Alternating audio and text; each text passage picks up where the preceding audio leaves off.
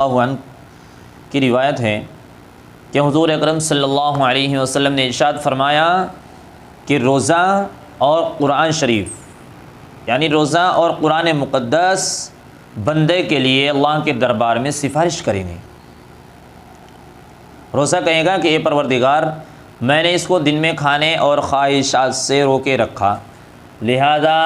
اس کے بارے میں میری سفارش قبول فرما۔ اور قرآن کہے گا کہ اے پروردگار، میں نے اسے رات کو سونے سے روکے رکھا، لہذا اس کے بارے میں میری سفارش قبول فرما۔ چنانچہ ان دونوں کی سفارش قبول کی جائے گی۔ یعنی قرآن مقدس اور روزہ یہ دونوں ایسے عبادتیں ہیں کہ جو اللہ تبارک و تعالیٰ سے بندے کے سفارش کریں گے۔ روزہ کہے گا کہ میں نے اس کو دن میں خواہشات سے روکے رکھا، کھانے پینے سے روکے رکھا، یہ گناہوں سے رکا رہا۔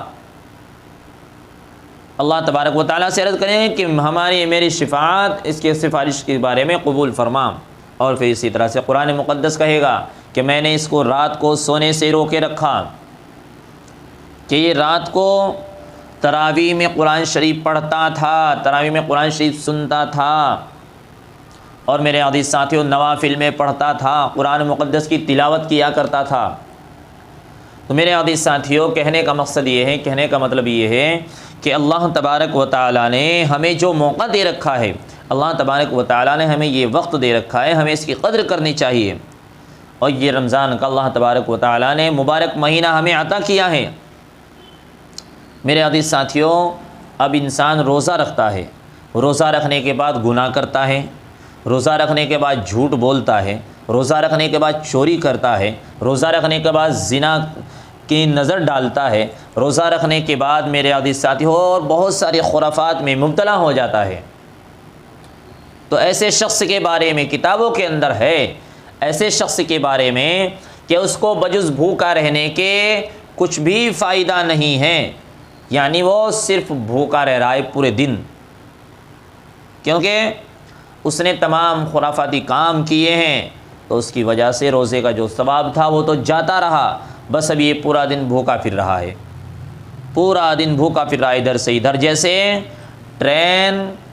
انجن کے پیچھے ایک ڈبہ باندھ کر کے خالی ایسے ہی گھومتی رہے، ادھر سے ادھر ادھر سے ادھر، اس سے کوئی فائدہ ہونے والا نہیں ہے۔ اسی طریقے سے انسان اگر روزہ رکھنے کے بعد گناہوں سے پرہیز نہیں کرتا، گناہوں سے نہیں رکتا،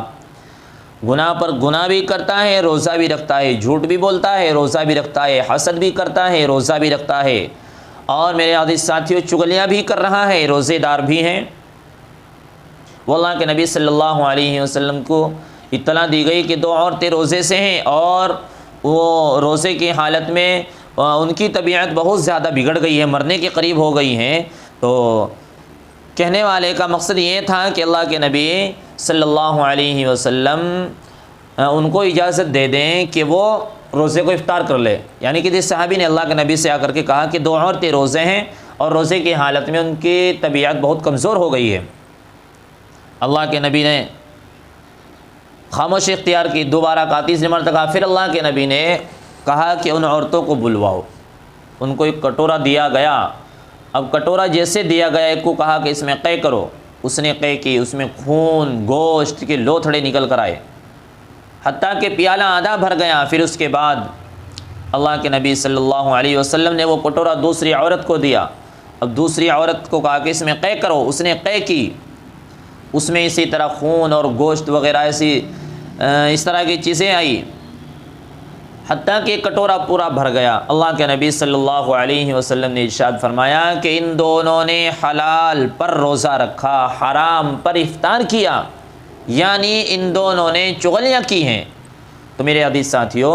روزے کی حالت میں ہو یا غیر رمضان کی حالت میں ہو، ہمیں ایسی برائیوں سے پرہیز کرنا چاہیے، غیر رمضان کے اندر بھی، کہ ہم کسی کی چغلی نہ کریں، کسی کی غیبت نہ کریں، کسی پر بہتان نہ باندھیں، اور اسی طریقے سے میرے عزیزوں ہم کسی سے کینہ کپٹ، جلن، حسد، ان تمام تر